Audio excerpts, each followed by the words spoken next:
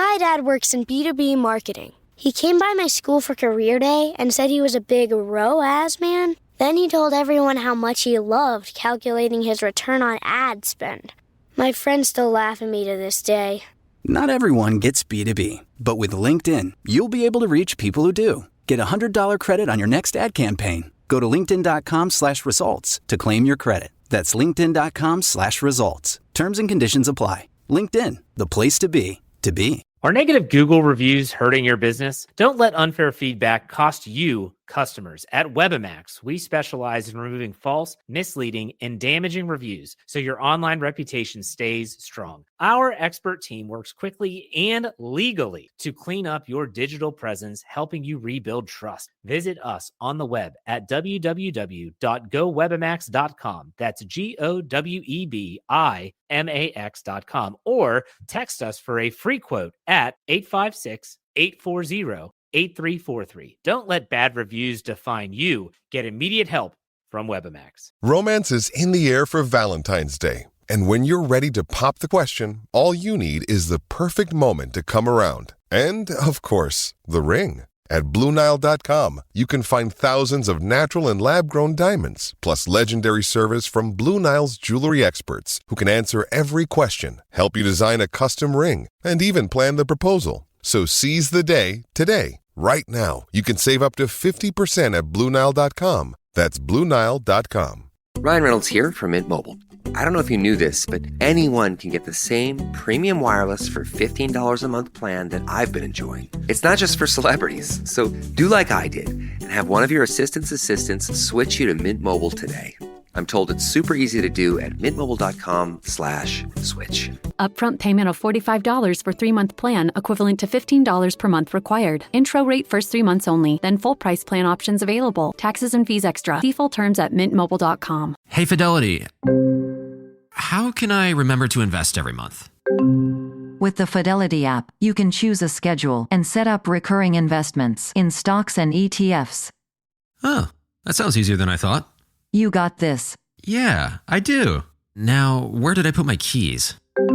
You will find them where you left them. Investing involves risk, including risk of loss. Fidelity Brokerage Services, LLC, member NYSE, SIPC.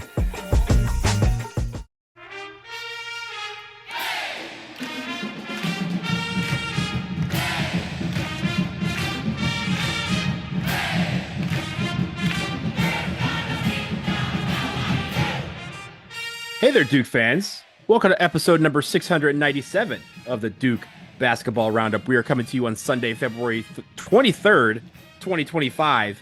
And yeah, that was Duke making another basket. Duke, with a resounding win at Madison Square Garden last night, we are here to recap the 110-67 victory over the Illinois Fighting Illini. I am Donald Wine. I'm your host for this episode.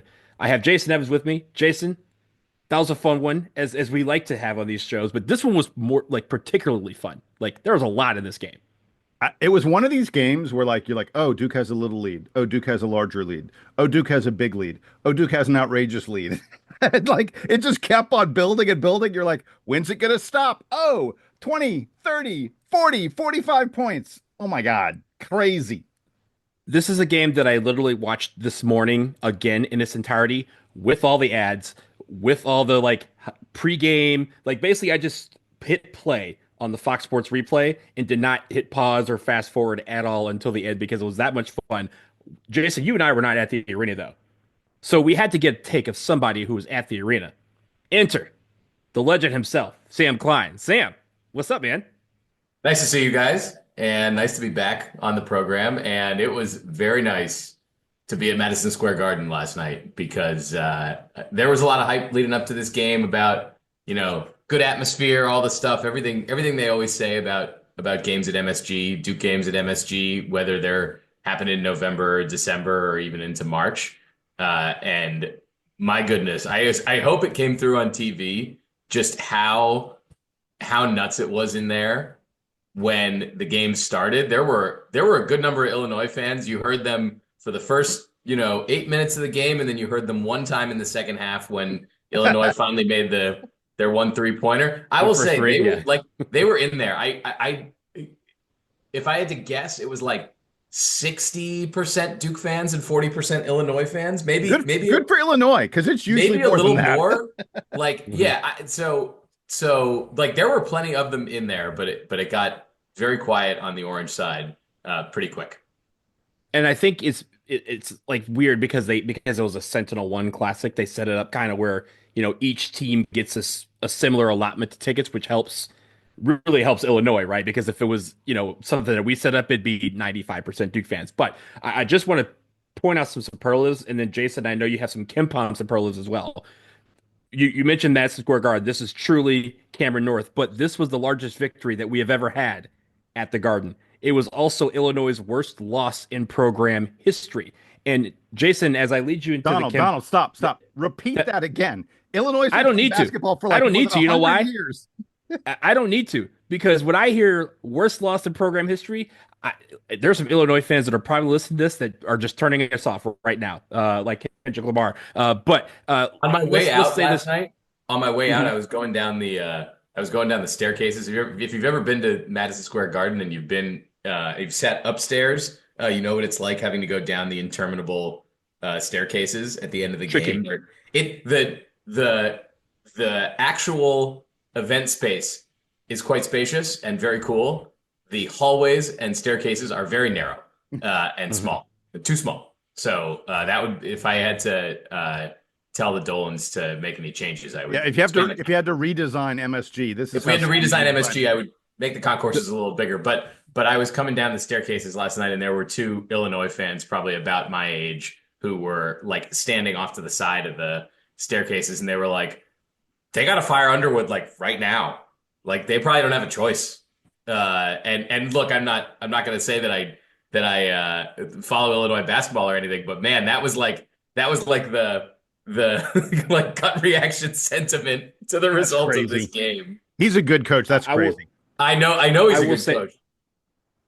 I will say this though, right? As we kind of lead into some of the KenPom stuff, Jason, you said, think about this. We just beat the 7th place team in the conference that KenPom ranks as the second strongest in the country by 43 points, and it was not that close. So somehow this game became a statement game for Duke, right? Like everyone talked about how good Duke was, but I'm Sam. I know you couldn't tell about this on the broadcast, but the broadcast was just from start to finish was gushing over the fact that this Duke team was a monster, and they just kind of even though they had heard about it, they had Gus Johnson and Jim Jackson had not called the game, and the guys in the studio had not really talked about Duke much this year.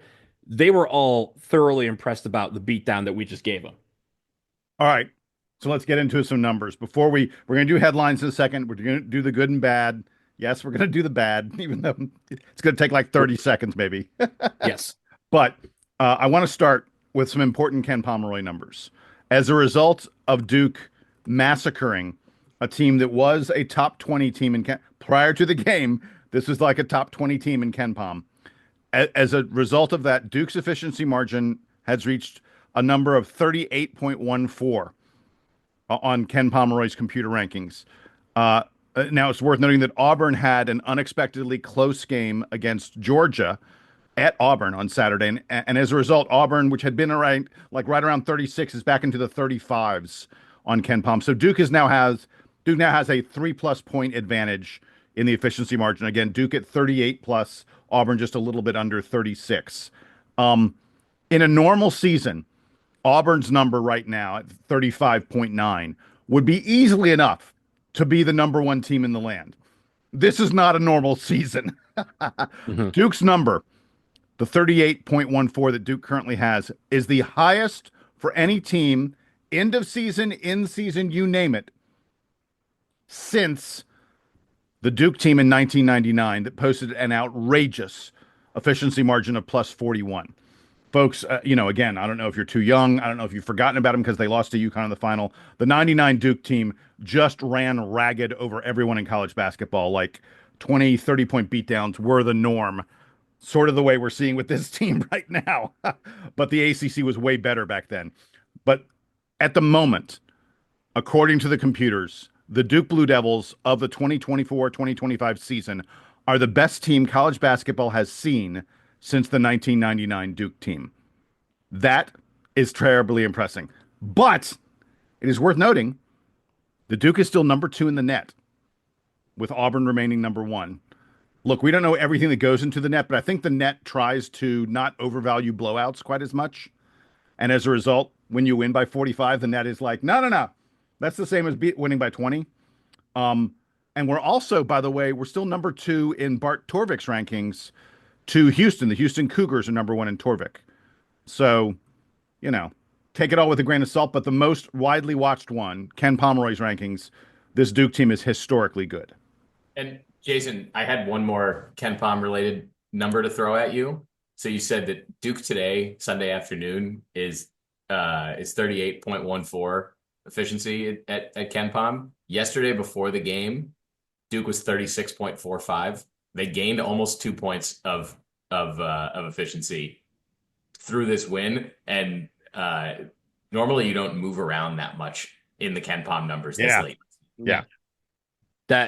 That part is probably the most incredible part of it, is that we gained almost 2 full points. That's incredible. Let's move to the headlines from this game. And of course, we got a slew of them. We even got, Jason, I counted, we got 15 before the final whistle. So all of those have been disqualified in my mind, but let's just say, dude, come on. Hey, we made rules. We stick by rules in this podcast. But I will say that some of them were funny. I did read some of them after the game, but they were funny. They just are not going to be part of this one, at least for me. I want to start with Dawson Klein. And Dawson Klein wrote, Duke pops champagne, the city, and pours it on in garden party route of Illinois. It was a party in the Garden last night. I want to note this. We got a bunch of limericks. We had a bunch of people trying the We got like 18 thing. limericks. Yeah. And I'm not reading any of them. No offense. I appreciate you trying, but there were some cadence problems. Some of them didn't quite rhyme just right. John, and so they just didn't quite make the cut. I want our limericks to be really, really good. And I wanted to note that John Grantland sent us several verses of a Duke song set to the tune of Ricky Nelson's Garden Party, which, that's an old song. I mean, that song predates me, and I'm an old man. But John, it was sort of too long to read on the podcast when we're doing the headlines. I also wanted to note that Tom Wildermuth called for an immediate emergency podcast the second that Spencer Hubbard hit his 3-pointer, which I thought was very amusing. But no, Tom, we were not doing a emergency Spencer Hubbard podcast. The headlines that I liked, here's the first one. Courtney Kruger, Duke plants a round ball in a square garden in a season-high bumper crop of points. I thought Square Garden was very clever. Courtney got kudos from me for that. Grayson Chartier, who's 13 years old, by the way, I believe his dad also sent in a headline, but Grayson's makes the cut. No fight left in Illini after Blue Devils bombard them with balanced barrage. Alliteration. Grayson is 13, but knows that I love alliteration on this show. Eric Blumenfeld gave us Devils show their license to ill, as in Illinois, as Duke drives the Illinois. I like that. That's clever. As Duke drives Illinois fans home early from MSG. Nice job, Eric. Yeah, I had that one down. But the last one that I have, Jason, is from Brian Grant. Brian Grant knows that I love The Dark Knight. It's one of my favorite movies of all time. So he wrote, Gothic beatdown in Gotham City. Duke gives Illinois the darkest night in program history. So I got a couple more I wanted to do very quickly. Joseph Reed gave us apples and oranges. Duke shows it's in a whole different league, which is very appropriate considering this is a Big Ten team that we played. Jonathan Starks. By the way, I read it. So Jonathan Starks sent us the thing, and I was like, wait, John Starks sending us a headline about MSG? Is there some old New York Knicks thing going on here? Anyway, John Starks said, Madison Square Massacre. One night only, Blue Devils Broadway beatdown, which I thought was good. And my last one is Jacob Franks. This is great. Jacob Franks' headline. You ready for it? He said, what the hell did I just watch? That is the perfect headline for this game. I'll tell you what you watched. You watched a thorough massacre And I loved every second of it. Let's start with the good stuff. Jason, actually, this is kind of ancillary because I want to start with Cooper Flagg and how he played. He had a 10-5-5 game, yet another one. Sam, good luck keeping track of these at the end of the season. But I will say this. It was a very cool moment after the game during the press conference because they basically had told him that Ace Flagg, his twin brother, won the state championship with Greensboro Day School.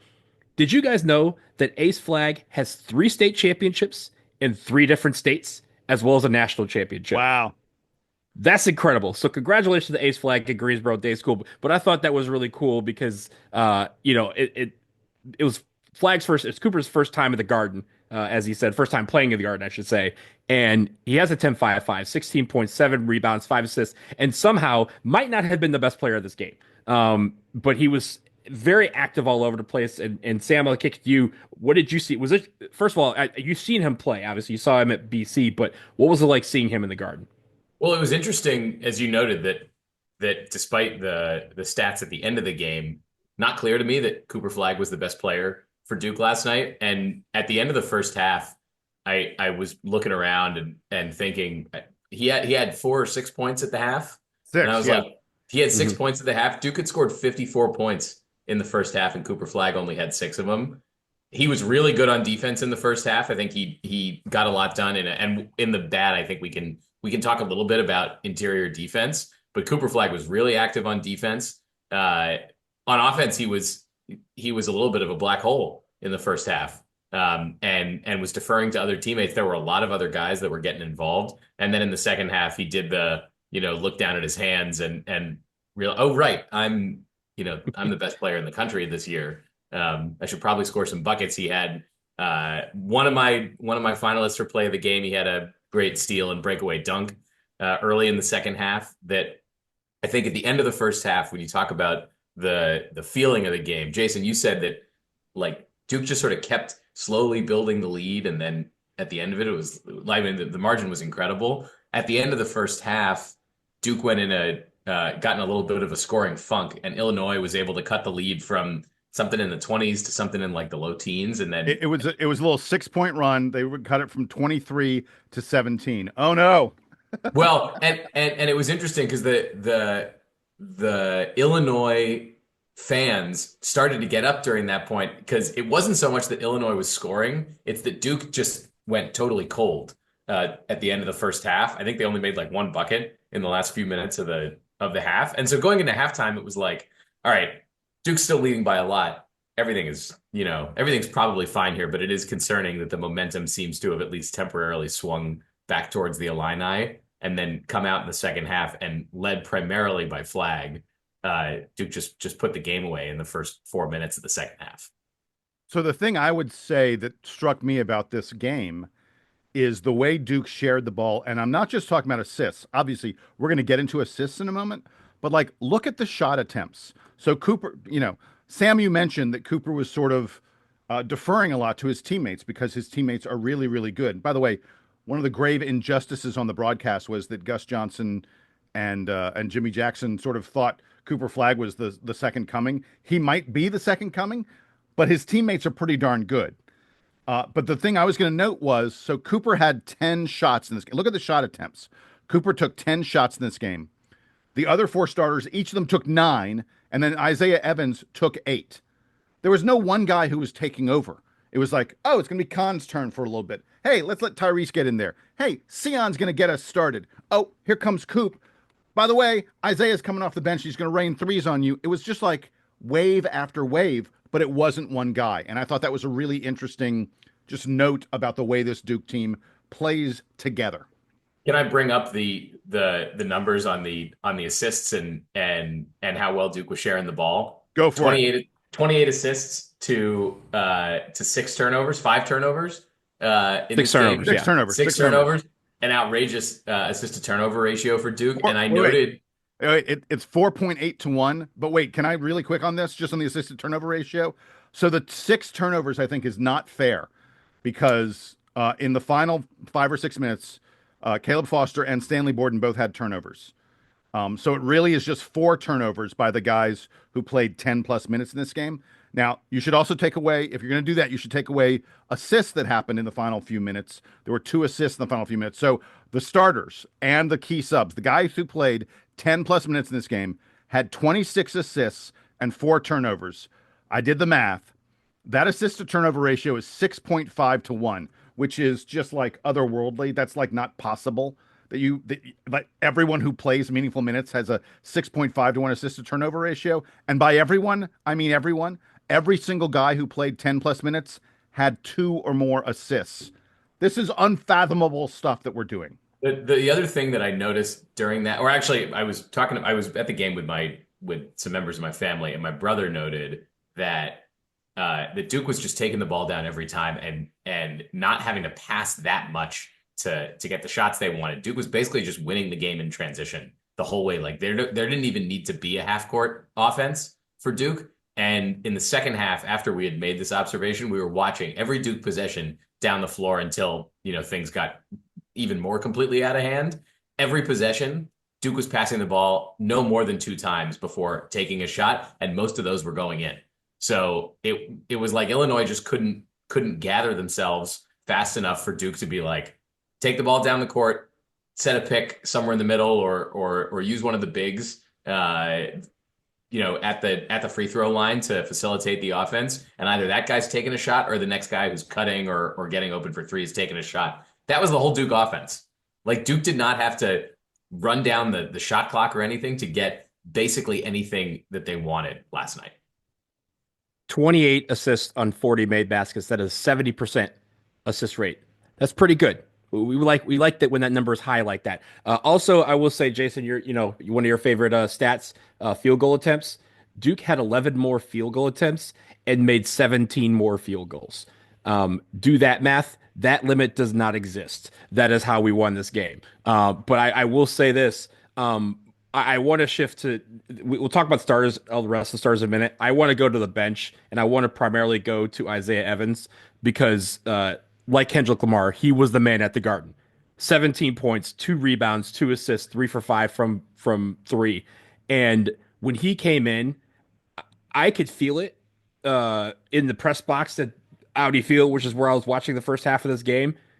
I could feel the energy that just gravitated around him when he had the ball. There was a time where he missed it.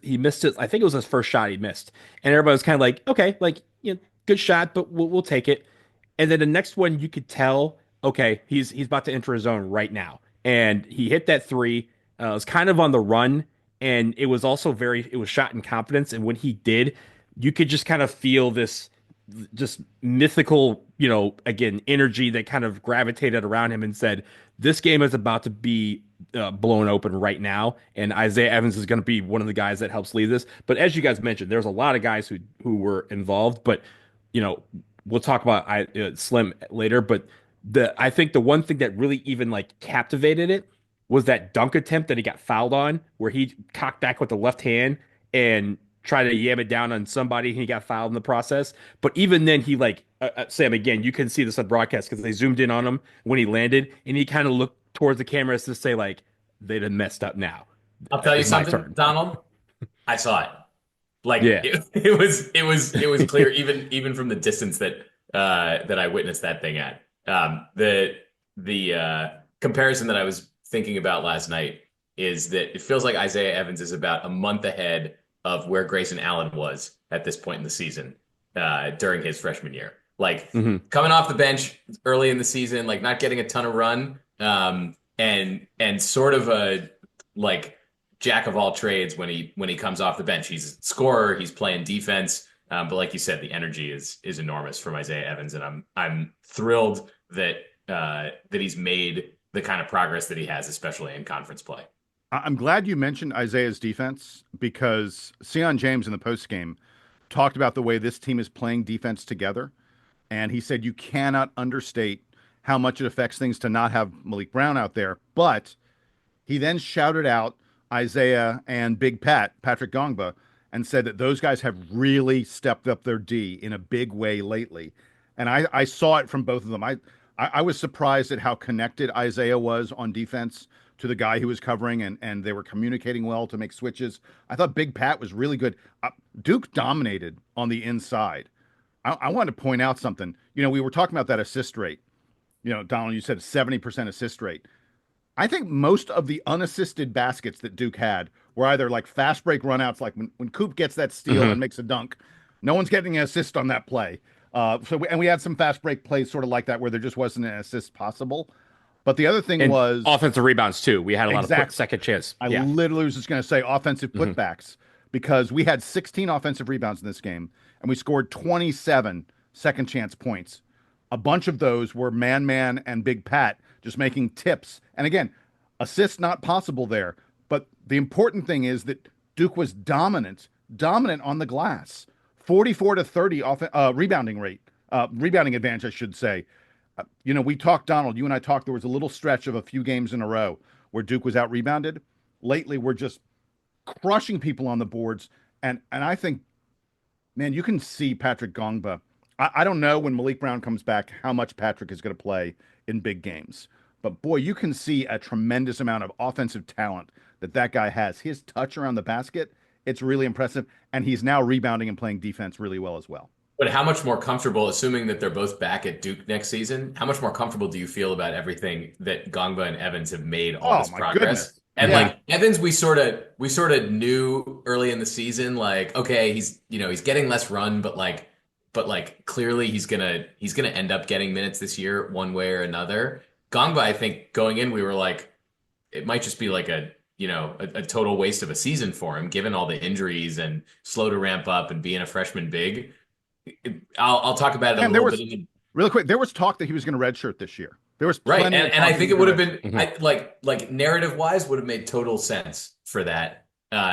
And last night, I'll talk a little bit in the bad about some of the lapses that I saw out there, but I was nervous when knowing that Brown is out and Gongba's going to have to play a bigger role, and Malawach has his defensive highlights, but he also has his lapses on defense. I was like, I hope that all these bigs for Illinois don't take advantage of that. And there really wasn't that much of a drop off from Malawach to Gongba when they had to sub out. And Illinois is a really big team. I mean, yes, they have multiple. Physical. They have guys who are that size, who can push you around inside. And there was a little bit of that, but not enough to break Duke by any means.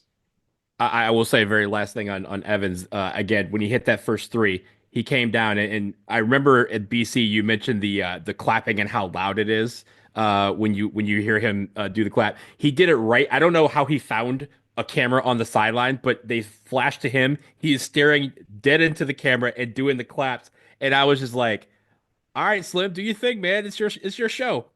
He gets me fired up. Look, he put on a show in the Mecca. Like, that's what you're supposed to do when you have that opportunity. You never know if you're going to get an opportunity like that again to showcase yourself. And in the spirit of the Maryland coach who made the comment about his player the other night and how he'd be getting more attention if he was a white guy from Europe. If Isaiah Evans was white, people would hate him so much. The thing I wanted to say about Isaiah is back-to-back 17-point games from your seventh man or whatever. I'm not sure where he falls in the rotation. Back-to-back 17-point games. And the thing I've noticed about him is earlier in the year, it was threes. Three. And he's still a friggin' flamethrower from out there. But he's taken a lot more twos. He's getting to the rim. Yeah, he's getting inside, and he's showing with that length. Slim can finish. Let me talk about some other guys who I thought at points of this game took over for certain stretches. That's Tyrese Proctor and Con Knipple. Tyrese Proctor, 12 points, 3 rebounds, 4 assists, and a steal. Con with 15 points, 4 rebounds, 2 assists, and a steal. And I think at each time you mentioned, Jason, how different guys it felt like took over. We had 7 guys in double figures. It's the first time since January of 2017 that we've had 7 guys in double figures. But it was also, if their shots weren't falling, which sometimes they weren't, they would just go inside. A lot of times Con was very quick at getting down the floor in transition, and he'd get a lot of layups by getting in transition and being there to receive a pass or even take it on the dribble to the rack. I liked how he did that. I liked how Tyrese Proctor was also doing the same thing, but also they were taking their shots when they had them. And while they weren't going like 5 for 6 from 3, but they hit enough to make it where those drives to the lane were open because people had to respect the jumper and they had to respect the fact that when they had the ball in their hands that they were a threat. And I think that goes for a lot of these guys, Sion James as well. But I really loved Khan on defense. I loved Tyrese Proctor being kind of the guy who was pulling everybody together, and if there was any lapses to get them back on track with his play through his actions. And I thought those two really played well with each other on the floor, which is not something we always say, and I'm not saying that in a bad way. Usually we talk about Khan and Cooper and how they play together, but I felt like Tyrese Proctor and Khan Knippel had a dynamic yesterday that we haven't seen this year in how they operated off each other in space, looking for places to go towards the rim and being able to be in positions where if one of them was going to the rack, the other would kind of flash out to the 3 and be open in case they needed to take a shot. And a lot of times these guys were able to capitalize. So the thing I noted about those two guys, especially about Khan, one of the things, Donald, we talked about in the preview is that Illinois is elite, really great at preventing teams from taking 3-pointers. Illinois closes out fast. They have a lot of length, and they're able to keep you from taking threes. And in this game, Duke took 23 total 3-pointers. In terms of, ratio of threes to twos to total field goals, it was a little less than what Duke usually. Duke's up in the 40s. We're only in the low 30s as a result of only taking 23 of them. But, and here's the point I really wanted to make. That was because Khan and Tyrese, especially Khan, said, okay, you're going to close out on me. I'm going to go around you and take a 2-point shot. And Khan was absolutely elite at getting in the lane. He was 5 of 7 on his 2-pointers in this game, just getting to his spot, getting down low, using that body because he has a big body, and getting, easy shots. Like, okay, you want to contest my 3-pointer that I'm going to hit around 40% on? Fine. I'm going to go inside and hit 60%, 70% or more of my, 3-foot jumpers that you just cannot defend. And frankly, Tyrese Proctor did a little bit of the same thing. Tyrese had 6 2-point attempts, only 3 3-point attempts. So for both those guys, it was like they went, okay, if Illinois, if you're going to shut off this part of our game, we're going to do something else and do it even better. I'll summarize it a different way on Kon Knippel. When I'm watching him now at this point in the season, I don't think about him being a freshman. And I have for most of these guys, you're absolutely right on that. Flag is obviously in a different class.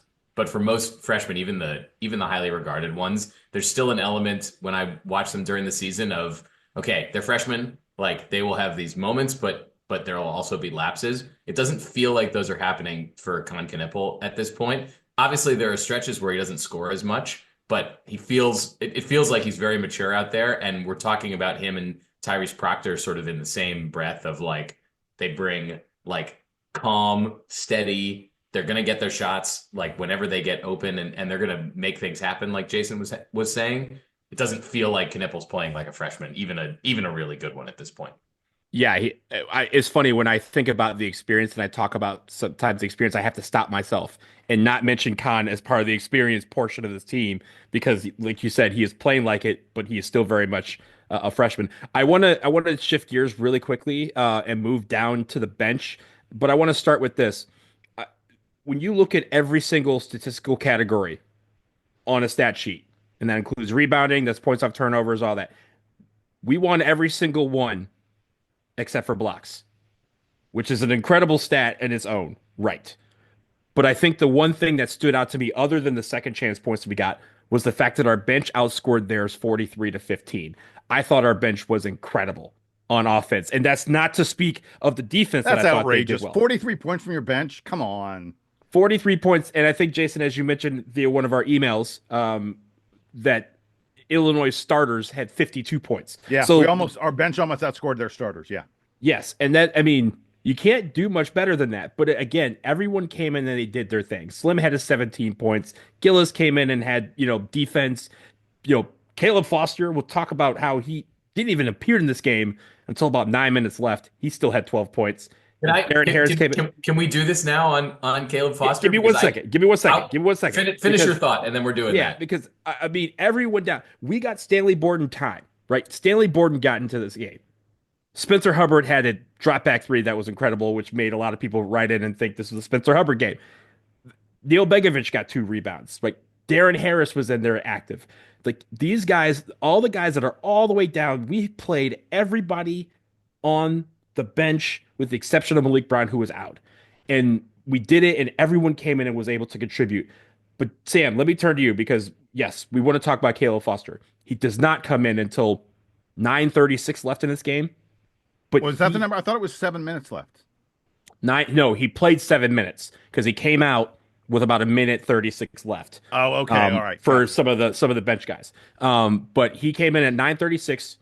He scores 12 points, and we had talked about during when we were chatting with each other how down it looked like he was on the bench. He was all the way down, sitting next to Malik Brown, and it felt like he was.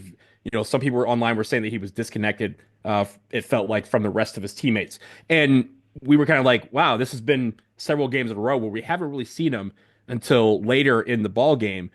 But when he comes in, he has a motor about him that, and again, he was laughing with his teammates. He was laughing with the other team. We saw a little bit last night of the confidence continuing to build to him again, which is what I think he needs. I don't know where Caleb Foster decides he wants to be at the end of the season. I think it's natural to assume that a guy who starts the year as a starter and then gets demoted down to he's not even really in the rotation anymore. He's barely he's only occasionally playing over 10 minutes a game. And last night, as you said, the game was way out of hand before he even saw the floor. But the reason I wanted to make sure we emphasize this in the good is that despite all that, and despite what I'm sure is a very challenging conversation, that ongoing conversation between him and the coaching staff about his production, he comes in, he locks right in and scores and plays defense and is facilitating and while he's on the court is looks like the Caleb Foster that I expected to see. And I really give him a lot of credit for whatever it is that's going on. Him being able to check in and be like, okay, I'm going to start scoring. I'm going to start facilitating. I'm going to make stuff happen for the team, even though obviously, I'm being relegated to deep bench at this point. The thing I would say about Caleb is I think we're at a point where his style of play doesn't suit the style of play of the rest of the players on this Duke team. And I'm not making a value judgment on which style of play is better, but Caleb is a ball stopper. Caleb dribbles a lot. Caleb is a one-on-one kind of guy. I've seen enough of him now that I think that is what he is. And that's not bad. There are teams that are built around that. I watched Texas A&M play the other day. I'm blanking on the guy's name. The guy who's like the leading scorer in Texas A&M history. Exact same kind of guy. He's like, ball's in my hand. I'm taking it. Duke University 2022 to 2024 was built like that. Yeah. But that is not the way this current team is built. This current team is moving the ball around, sharing it quickly. And I don't think Caleb's game doesn't really suit that style, at least not from what I've seen from him this year. And frankly, not very much of what I saw from him last year. And I think that may be a lot of what's holding him back. And I think it's affected his confidence because he is a square peg trying to fit in a round hole on this Duke team. And again, I'm not blaming him. I'm just sort of noting the way it looks like he plays versus the way the rest of this team plays. Can I give you my unfounded conspiracy theory that I made up last night about this whole thing? Yeah. This is not to start a rumor. This is just me making an observation and trying to connect this back to Duke basketball history. John Shire has put Caleb Foster in the doghouse because Coach K told him that it would be a good motivational tactic for the rest of the team. That's the conspiracy. Wow. There's layers to that. There's layers. Like this is the Rashid Suleiman thing, except without all the off-court issues. It's just Coach K being like, how you get everyone to really dial in? Send one guy down to the end of the bench. Sacrifice someone else. Just sacrifice him. That's my conspiracy theory. I don't actually believe it. So I don't think that's what's going on. The opinions of Sam Klein are exclusively the opinions of Sam Klein and are not endorsed by the DBR podcast. They're actually not even the opinions of me. They're just the musings of me. I'm not even elevating them to full opinions. This is how fun this game was last night. He had time in the arena to come up with conspiracy theories about this team. But no, I think the larger point, right, that he has to figure out a way to have some fun on the court, because it feels like for the last month and a half, especially, he hasn't had a lot of fun. But last night, I thought it was great to see him making plays. Again, there was a point where they showed him when he was lining up on the free throw line for rebound, and he's joking with the ref and joking with the other team, and he had this smile again that we have seen so many times when he is having fun. And I think that is what that's what I want from him, at least, is for him to be able to have fun out there, because when he is fun, that pressure that might be building for whatever reason around him kind of dissipates, and he plays a lot better. Donald, could I present a hypothetical to you that may have become much more real in the last? Wait, you have another conspiracy I love theory? this. No, I love this. Come on. Present another conspiracy theory, not conspiracy theory, but another theory for you that may have become more relevant in the last 20 hours. How would you like Caleb Foster to be the starting point guard at University of Miami next year? Oh, wait. You're way ahead. We're going to talk about that. We're going to talk about that later. This is after the break. That later. That's a tease after the break. That's not even a tease. We'll talk about That's your tease. We'll talk about that later. Jason, I know you had a couple more things in the good. I mean, we could talk all night all day about good. Yeah, so just a couple quick notes, and then I want to mention something about the announcers. First of all, this was the third time this season that Duke has surpassed 100 points. Sam said 2. Donald and I said 3. We win that stat category. Wow. I'm not sure I win a lot of them, so I got to celebrate the ones that I win. I wanted to mention something about showmanship. Cooper Flagg had 7 rebounds in this game. I think every single one of his rebounds, I was just like, wow. He was grabbing stuff one-handed, like plucking it out of the air. Sam, it must have looked very, very cool in person, because on television, I was just like, that looks amazing.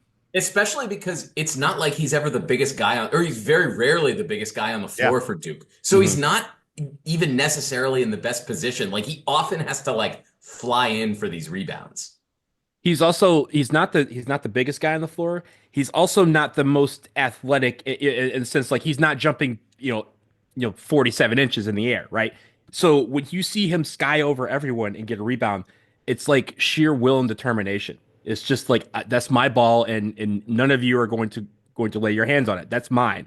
And we've seen that from time to time where he just gets in these moods where he's like, it does not matter what you guys think. There's 9 other people in the court. And 4 of them are my teammates, and they're gonna help me, and I'm gonna help them. But that ball right there is my ball, and he goes after it in a way that kind of, again, you kind of have to turn your eyes toward it and go, wow.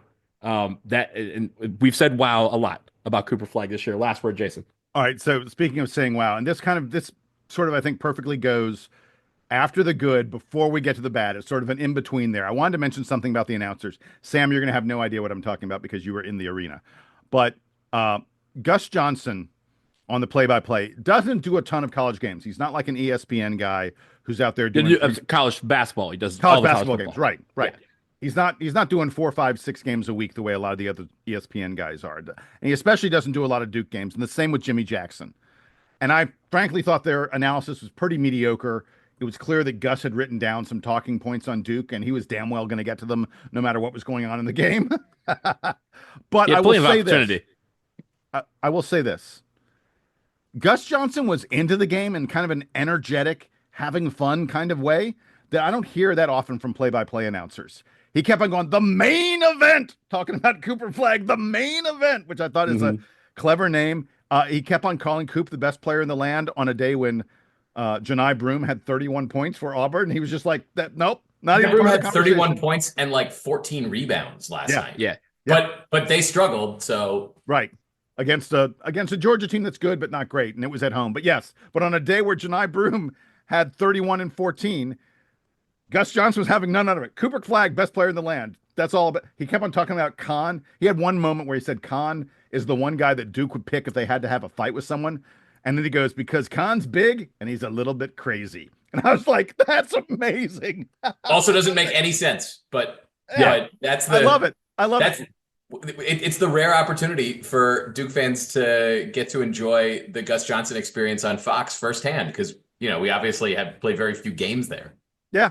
And look, he did a lot. There are a lot of times where he wasn't called to play. He would just go, ooh, ah, it's like, but Gus is into it. I mean, look, there were guys subbing in the game. He didn't say anything. Guy would pick up a foul. He'd be like, who's that foul on? No. Gus has got none of that stuff, but he's got a lot of energy and a lot of enthusiasm. I just wanted to appreciate that, even though the job of a play-by-play announcer, he sort of fell a little bit short, but he brought the energy. So I appreciated it.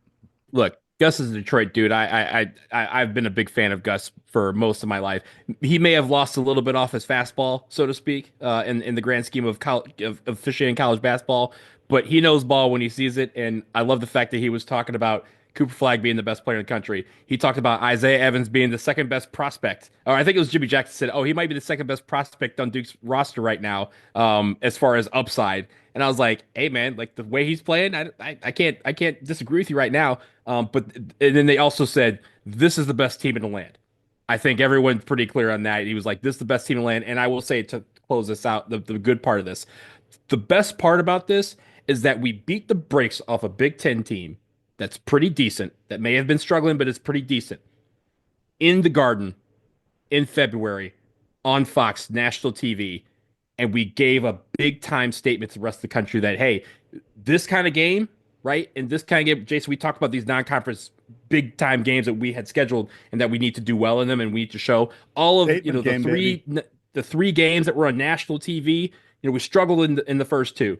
This one, we responded in a really big way. And again, that helps for all sorts of things. But I think at the end of the day I want to see more of this. And it sounds like that's what John Shire and the rest of the coaching staff is going to try to do, is try to schedule a game like this moving forward as many years as they possibly can, because this is a way to get ready for March and to get that team acclimated for the rigors and, again, all the shiny lights that March Madness brings with it. So we'll leave the good here. Let's take a quick break. We'll talk a little bit about some of the bad things that we can nitpick on the other side. We got play of the game. We got player of the week. And we got coaching rumors. We'll talk about that after this.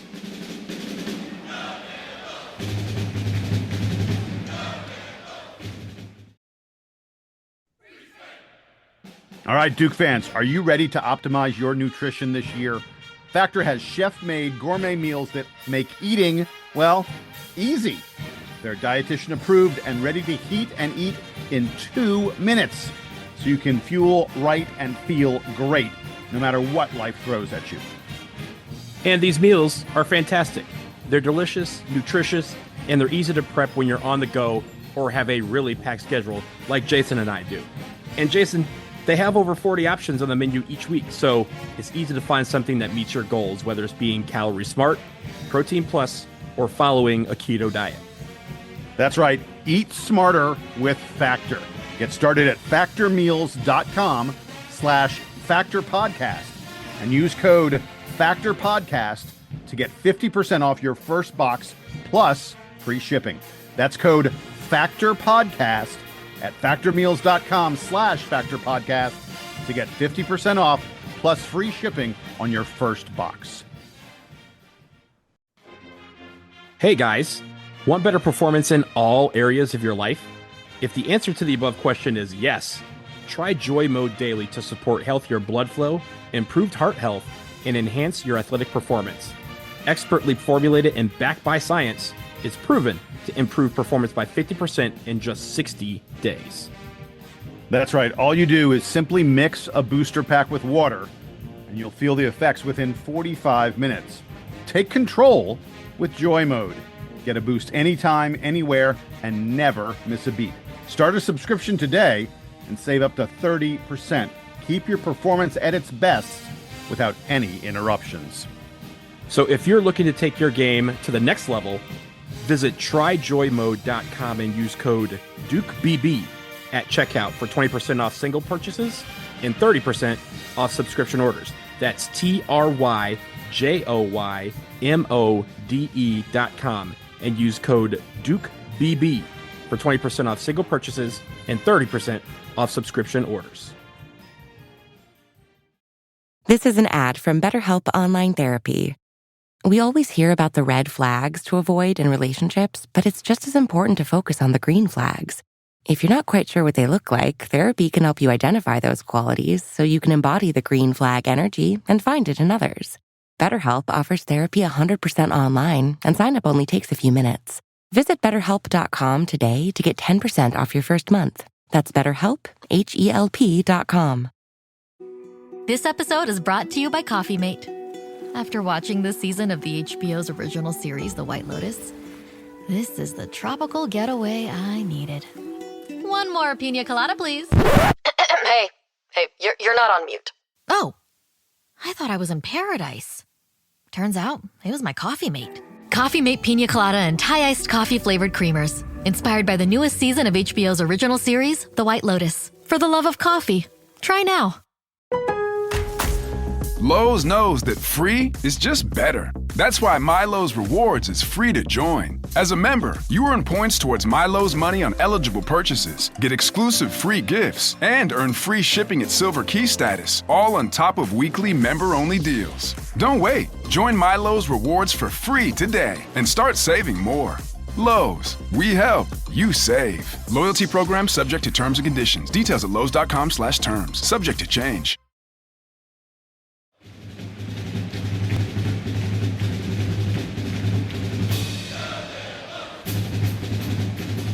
We're back, and we've reached the nitpicky part of this episode. We have to talk about some of the bad things that happened. And I'm going to start with this, guys. I mentioned that the only category that we did not beat Illinois in last night was blocks. Illinois had 6 of them. And again, some of them were quite impressive. And this was without Morez Johnson, who is their best shot stopper, who was out for this game. But I think in the rush, not necessarily in the rush, but like in the way that we went to the basket a little more than we normally do, right? We're normally shooting a few more threes, Jason, as you mentioned. But I think that allowed Illinois to have more opportunities to block our shots. And again, it's not something I'm super concerned about, but it's the one thing that I saw from this thing other than the interior defense. On that topic then, Donald, we didn't specifically call it out as a statistical note in the good, but Duke's 3-point defense against Illinois last night was clearly elite. Illinois didn't make a 3-pointer until there were like 15 minutes left in the game, and sure, some of that is luck, but Duke was hounding Illinois on defense on the perimeter. That being said, in the interior, there were a lot of times where Illinois was able to score at the rim. 60% field goal percentage from 2 last night for Illinois, which is kind of concerning. A lot of times where they were able to get downhill. And on the topic of Malawach and Gongba's defense, the one thing that I noticed, especially from Malawach, is that he wants the blocks. He clearly has gotten himself excited about getting blocks. And there were a few times last night where he was chasing guys where he had put himself in a position to like potentially get the chase down block, but wasn't quite fast enough to get to him. And I do wish that he would hang back a little bit more, because clearly teams are going to hear the footsteps. Everyone knows him on the scouting report. They know that he's in there and that he's dangerous. If he hangs just a little closer to the basket, I feel like he could be even more effective than he already is on defense. Yeah, I want to mention, you talked about the fact that, Illinois missed all those threes. They got a lot of open threes that they missed, especially early in this game. And I thought they did a great job, again, like in the first 10 minutes or so, of finding good cuts, making extra passes. Yakashonis, I mean, that dude is a wizard with the ball. And frankly, Illinois missed shots that they shouldn't miss. Duke was good on defense, really good on defense. But they were able to slice our D. Yakashonis was able to slice our D up pretty effectively at times. And if his teammates had done a better job of finishing, this is a different game. I'm not saying Illinois wins. Duke's offense was overwhelming in this contest, but Illinois' offense could have been better if they'd hit a normal percentage. And I think a lot of it was, we talked about Donald in the preview, the fact that this team is still sick. They're in kind of a little bit of a funk. And I think they just don't, like, they're just not hitting shots right now. This is a better Illinois team than what we saw last night. And I did want to give them full credit for slicing and dicing the Duke defense at times.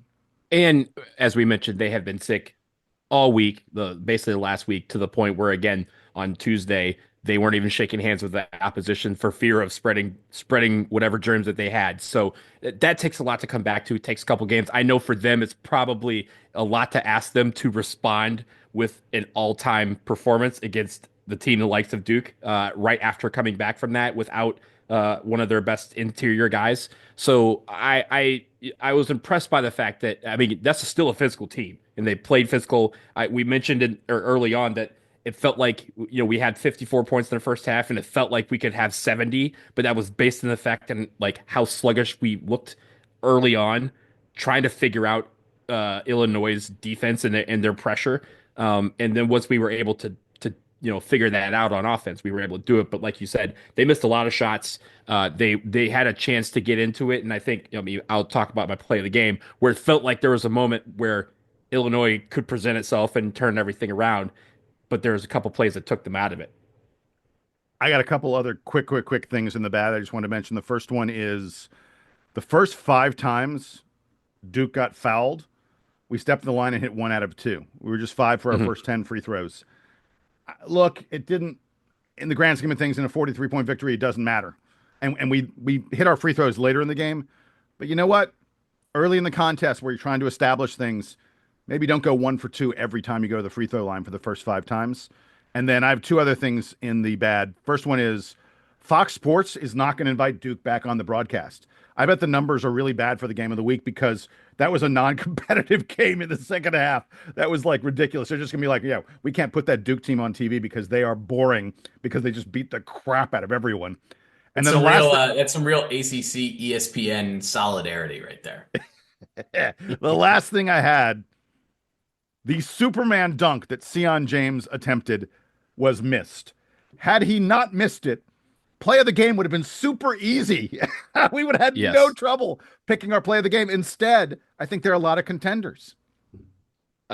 First of all, Sion James, how dare you? How dare you miss a shot like that? Because we were all excited. Also, as Donald mentioned earlier, Isaiah Evans had the cockback dunk that he also missed. He was least fouled. I honestly think, looking at the replay, I thought Sion was fouled as well. But hey, it just. I'm telling you, Sion was almost looking down at the rim. He was so high. He was. It wasn't. There was no almost. I saw the replay. That man was like that. I'm going to deposit the ball there and just missed it. But again, very nitpicky things that are bad. Let's move on to our play of the game. Sam, we'll start with you since you were in the building. Do you have a play of the game? Well, I'll tell you the play that got. I'll tell you the play that I'm going to pick is the play of the game. The actual play of the game is Cooper's steal and dunk early in the second half to officially close the book on the game. I thought that was when the game was actually over, to confirm that coming out of the half, Duke was not to be messed with. But I really did want to pick Spencer Hubbard's 3 because that was the loudest reaction that I and most of the people around me had during the game, at least the people who were wearing Duke blue. And it wasn't just that, like, obviously, we see this when Duke's in blowouts, they try to get Hubbard. And by the way, on missed opportunities, if Borden had gotten that block, that would have been my play of the game. I know that they're trying to hunt for the walk-ons to get their opportunities in games like this. But he put a move on the guy. Like he had that little step back thing. That was pretty sick. That was outrageous. Corbin Vandewey, one of our listeners, Corbin Vandewey wrote in and he said, if Spencer Hubbard's 3 is not the play of the game, I'm never listening again. It was loud in the Garden when that happened. The pop was amazing. Again, watching it again this morning, pop was the crowd pop was awesome. It was like the Marshall Plumlee 3 in Cameron. Yeah. It felt like that. All right, I'm willing to risk it though. I'm willing to risk Corbin's wrath. I'm not taking the Spencer Hubbard 3 as my play of the game. My play of the game is Sion James goes in the lane and he can't get the shot to fall down. And man sort of tips it to keep it alive. And one of the reasons I love this play is that man tipping the ball to keep it alive was a theme throughout this entire game.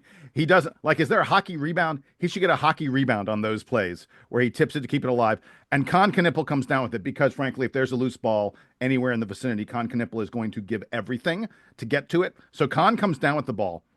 and passes it to Tyrese Proctor. And at that point, the Illini defense is like, scramble mode, everybody find a man.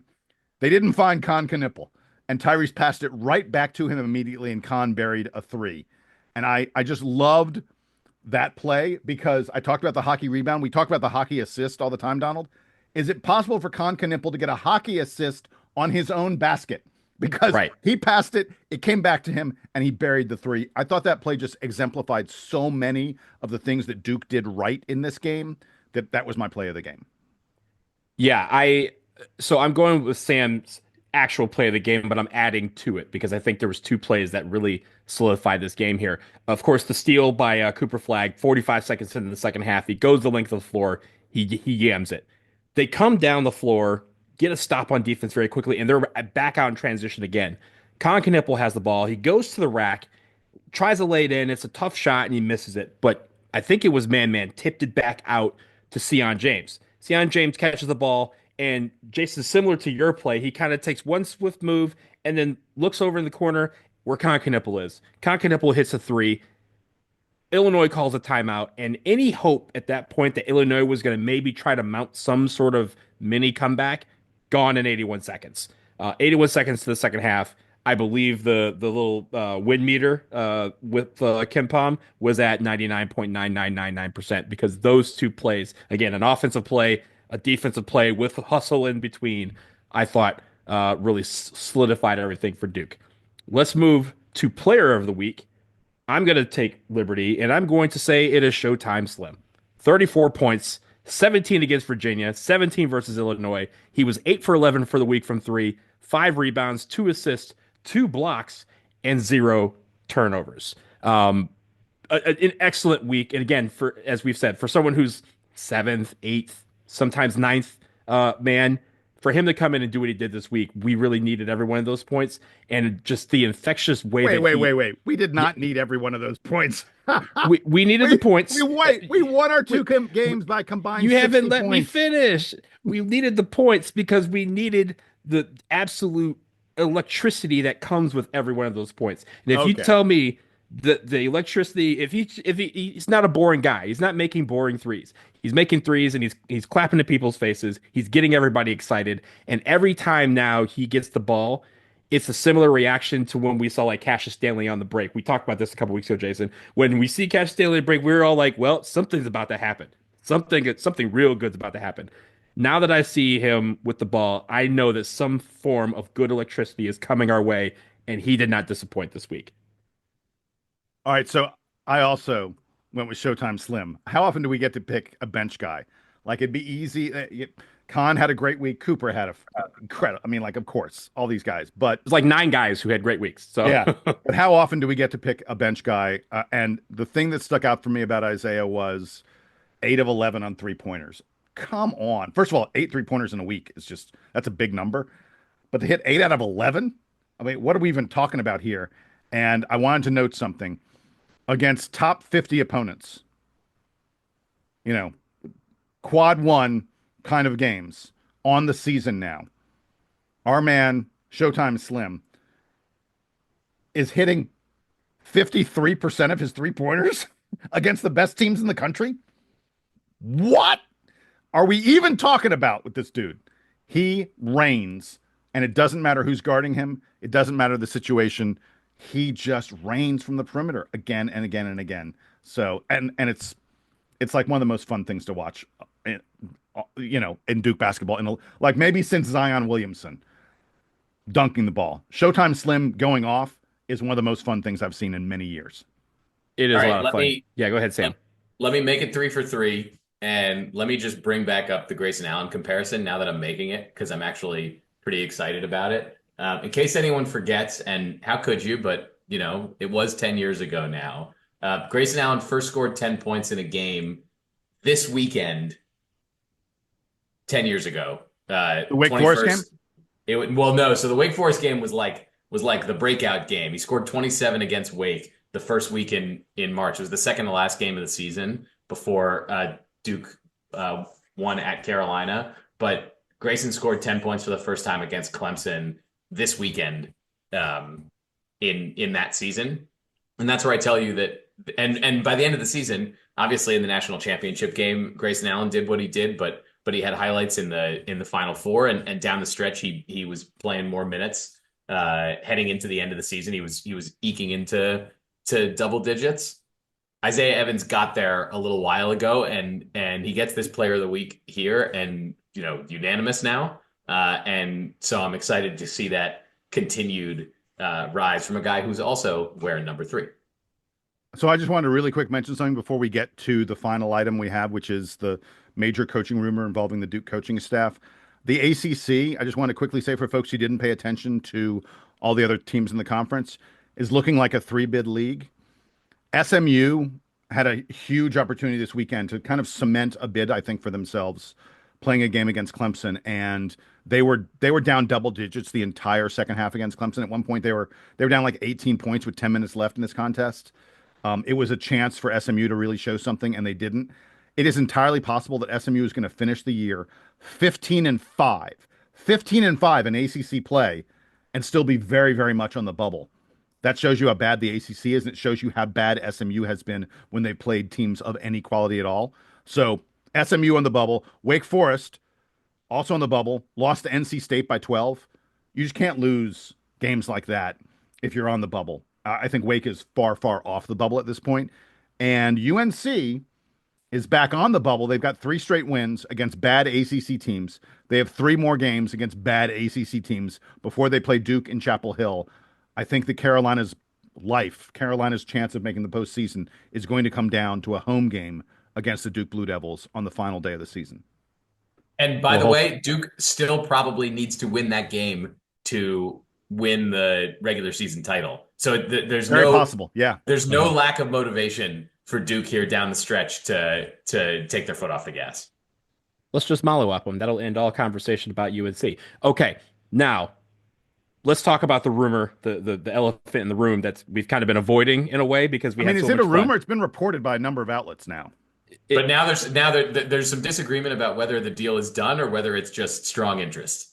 Enter the Miami expert here, the alum here who has. Let's talk about it first of all. Jay Lucas has been reported has at least been named as the front runner to take over as the new Miami Hurricanes head coach. Of course, Jim Larrañaga retired just after the day after Christmas.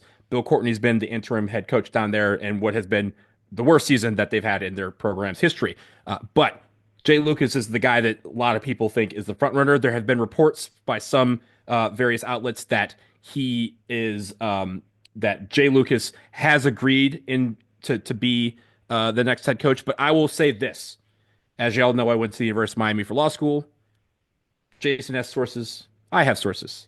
And my sources in the Miami streets tell me that some of this is premature. And I've seen some of it come out in the national media that nothing's been agreed to. Nothing formal, according to what I've heard, nothing formal has been offered yet. But Jay Lucas is their preferred candidate. And I've even heard, some people told me that they haven't even had him in there for a formal interview. He has not been on campus. Naturally, Duke is going to be on campus in a couple of days. But what is clear is that Miami wants Jay Lucas, and it appears that he is the leading candidate, and the job would be his if they won it. I think in all of this, right, the timing was poor, right? The news dropped like an hour before the start of the game last night. Of course, we play Miami in Miami on Tuesday, so that makes this news even bigger, and it makes it where it has to fester for a few days. And of course, they're going to be talking about it during the broadcast, I'm sure. But I can tell you this. One thing that, of course, Duke fans are kind of like, yes, Jay Lucas, we were bound to lose him at some point. Good luck to him if this happens. I can also tell you that the Miami fan base is very torn about this because most of them wanted an experienced, a young, established head coach to replace Jim Larrañaga, and they don't think that Jay Lucas fits that bill. If they don't want him, that's fine. We could keep him. But they've, some of them have focused on Will Wade, who was apparently the front runner before. He's the McNeese State coach. But I will say the fact that Miami thinks that this is a more coveted job and that this report came out very soon after those rumblings started happening down there is not a coincidence to me. It's definitely trying to force or at least get the fan base to kind of say, hey, we're making this decision. Let's go with it. But I will say this. Nothing is formal. No contract has been offered yet for what I've been told. he has not accepted anything. There have not been anything more than just casual talks about, yes, I'd be interested in, interviewing for the position at some point. There's also people who have leapt so far as to say, like, he should just leave the team and, take over because the transfer portal's over. Stop that. Everyone stop that. Jay Lucas is going to be part of the staff. They're locked in. And, according to the staff, even with last night, Sam, I know you listened to the press conference. It sounds like they are just, locked in, focused on what's happening right now. And that is, we are going to Miami, but we're going down there to play Miami. Yeah, I don't know how well they scripted this last night, but nobody asked about this until one of the very last questions in the presser, and it was the Chronicle reporter asked John Shire to comment on Jay Lucas's potential as a head coach, not specifically to address the rumor. And Shire gave a very appropriate but also diplomatic answer about how Jay has been so integral to the team, and obviously he's a head coach in waiting somewhere, and John Shire doesn't expect to be able to keep him forever, which I think was exactly the right statement. The only thing that I get concerned about with this is the end of season timing and the fact that the transfer portal opens before the tournament ends, and hopefully Duke's in a deep tournament run. But those are problems of privilege. So I hope that we get to deal with this. And look, whether it's Lucas or whoever the next assistant is down the line, especially if John Shire is committed to hiring guys from outside and trying to get fresh blood in the program. And we don't know who he would, we're too far away to speculate on who would be next or anything like that. These sorts of things happen. Guys move around like this. And for young, clearly talented coaches like Jay Lucas, you have to assume that they're going for head jobs at some point. So I think we'll wish him well if that does come to pass. I think that when Jay Lucas came into the Duke program, having been with John Calipari for a little while, the expectation was he's coming here to get a little more seasoning and then move on to a head coaching job. So after a year in which Duke is getting tremendous credit for playing incredible defense, Jay Lucas being the guy who's credited as the author of our defense, the architect of it, it is not surprising at all that Jay Lucas's name would come up. It's a little weird that it happened mid-season the way it did. I think that's the only qualm I think any of us have about this. But it sounds like, according to Donald's sources, nothing is finalized, and Jay Lucas has done nothing wrong. And frankly, even if he had reached a deal, that there would be nothing wrong as far as I'm concerned. But you don't want it to be a distraction to the team. The last thing I would add is wherever Jay Lucas goes, and I think he will be a very big name, if not at Miami, elsewhere in the coaching search this offseason, wherever you go, Jay, get NIL guarantees. Because as good a recruiter as Jay Lucas is, he needs to make sure he has the NIL backing to land the guys he wants to land.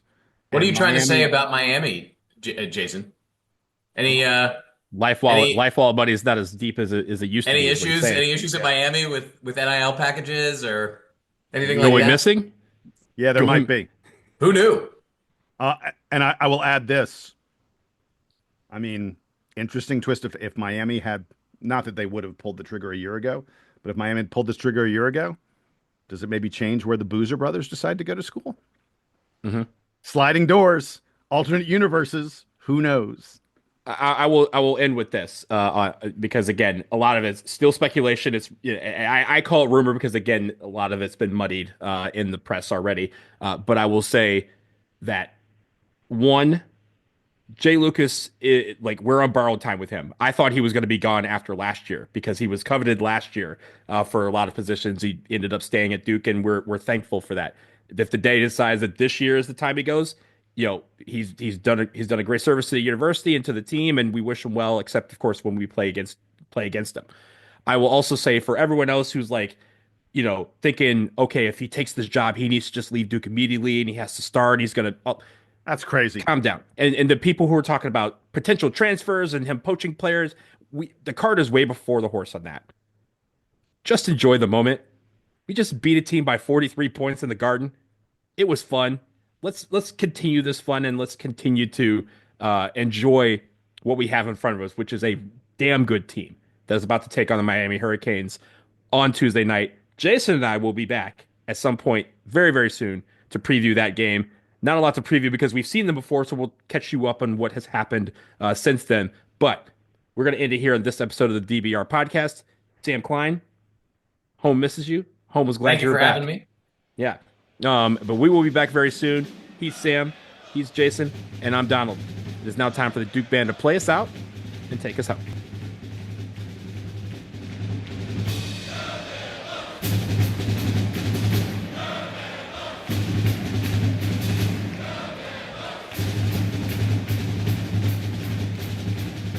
I couldn't fall asleep last night, so I don't think I fell asleep until like 3:45, and I woke up at 6 for work because I'm working today.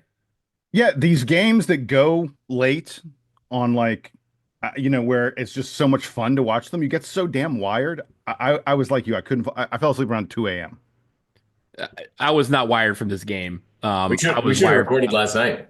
I was wired from the fact that I had to work all day, and so I drank a bunch of Pepsi Zero at the DC United match to stay awake to cover said game, and I probably drank too many because it kept me up till 3 a.m. But that game was fun.